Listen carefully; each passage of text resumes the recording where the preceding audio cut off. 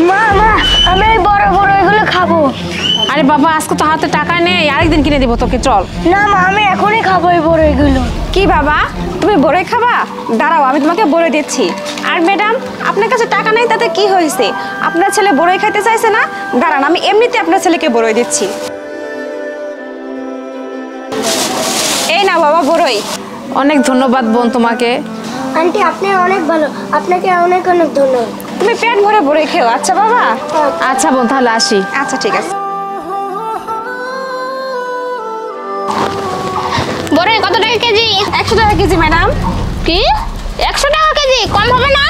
আরে ম্যাডাম এগুলো তো দেশি বড়ই না, এগুলো হচ্ছে বিদেশি কুল, এগুলোর দাম একটু বেশি। আর সব দোকানে তো এই দামে বিক্রি হইতেছে ম্যাডাম। সমস্যা নাই আপনি নেন 100 টাকা কেজি। তাহলে কম হবে যখন তখন নিবে। হ্যাঁ আরে ম্যাডাম নিবেন না যখন তখন খাইলেন কিসের জন্য? আমার এতগুলো বড়ই খাই গেলেন কেন ম্যাডাম? আরে ম্যাডাম। আচ্ছা আপু, আপনি যদি কিছু মনে না করেন আপনাকে কি আমি একটা কথা বলতে পারি? হ্যাঁ কি কথা বলবেন বলেন।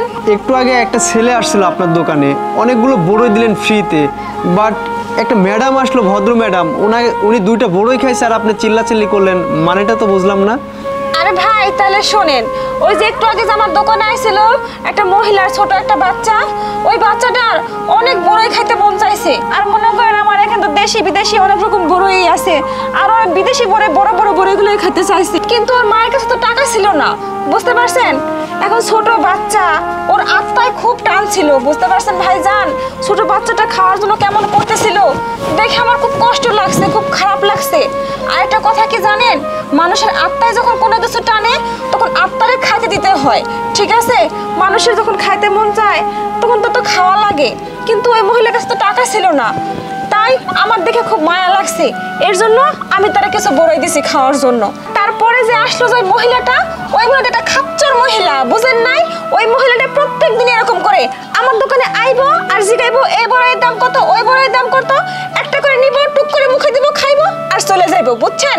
ওর কিন্তু অনেক টাকা পয়সা আছে, কিনে খাইতে পারে। ওই যে সামনে বিল্ডিংটা দেখতেছেন না, ওই বিল্ডিংটা ওরই। টাকা পয়সার তো অভাব নাই, কিন্তু খাসলত খারাপ। কিছু কিছু মানুষ আছে না, স্বভাব চরিত্রের সমস্যা, ওই মহিলাটা হয়েছে তাই, বুঝছেন? এর জন্য তোর উপর আমি এত চেঁচামেচি করলাম। ও আচ্ছা। আচ্ছা আপু, এই দোকানটা কি আপনার? না না ভাইজান, এই দোকানটা আমার না, এই দোকানটা আমার বাপেই চালাইতো, বুঝতে পারছেন? তো আগে মাঝে মাঝে আইসা দোকানে বসতাম, বাপের সাহায্য সহযোগিতা করতাম, কিন্তু কয়েকদিন ধরে আমার বাপ খুব অসুস্থ, ঠিক আছে? বাপ তো দোকানে আসতে পারে না, তাই কি করব, আমি সেই সকাল থেকে দোকানে এসে বসে থাকি, সেই সকালে আসি আবার বিকালে যাই, সারাদিনই থাকি। আচ্ছা আপু, আপনি কি পড়াশোনা করেন? ও হ্যাঁ ভাইজান, আমি পড়াশোনা করি, আমি এবার ইন্টারে পড়াশোনা করতেছি, সামনে পরীক্ষা দিব, কিন্তু কি রকম ভাইজান, আমি তো পড়াশোনা করতেই পারতেছি না, সেই সকালে আসি আবার সেই সন্ধ্যার সময় যাই, খুব সমস্যাই হইতেছে ভাইজান।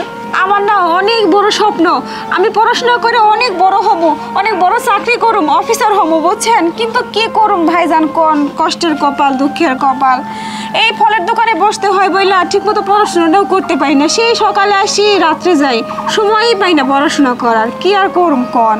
আচ্ছা আপু, আপনি এক কাজ করেন, আপনার এই দোকানে বসতে হবে না, আজকে থেকে আপনি পড়াশোনা করুন। কি কোন ভাইজান এগুলো আপনি? হ্যাঁ আমি যদি দোকানে না বসি তাহলে পেট চলবো কি দিয়ে, আর পড়াশোনা বা করুম কি দিয়ে, কি যে কর না ভাইজান আপনি?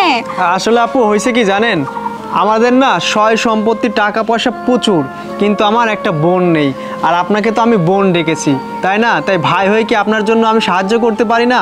আপনি আজকে থেকে এই দোকানে আর বসবেন না, আর আপনার পড়াশোনার জন্য যা খরচ হয় সেটা আমি দিব। কি কইতেছেন ভাইজান আপনি এগুলা? আমার মতো গরিব মানুষের আপনি বোন ডাকতেছেন, আবার সাহায্য করবেন কইতেছেন? হ্যাঁ আপু, এই নেন, এখানে 50,000 টাকা আছে, আপনি পড়াশোনার খরচটা চালাবেন, বুঝতে পারছেন? আরে ভাইজান, আপনি আমার বোন ডাকলেন আবার টাকা দিলেন, কইতাছেন যে পড়াশোনার সব খরচ চালাবেন। ভাইজান আপনার এই ঋণ জমি কেমনে শোধ করুন ভাইজান? আরে ভাইয়ের কাছে কি কোনোদিন বোনের ঋণ হয়?